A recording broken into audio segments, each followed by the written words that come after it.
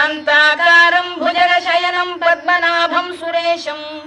विश्वाधारं गगनसदृशं मेघवर्णं शुभांगम् लक्ष्मीकान्तं कमलनयनं योगिधृध्यानगम्यं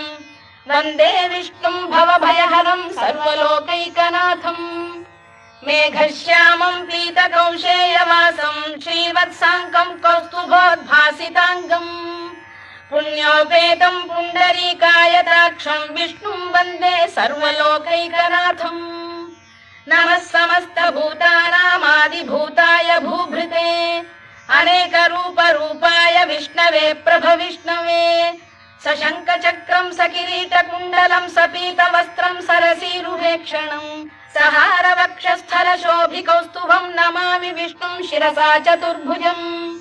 छायायां पारिजातस्य हेमसिंहासनोपरि आसीत्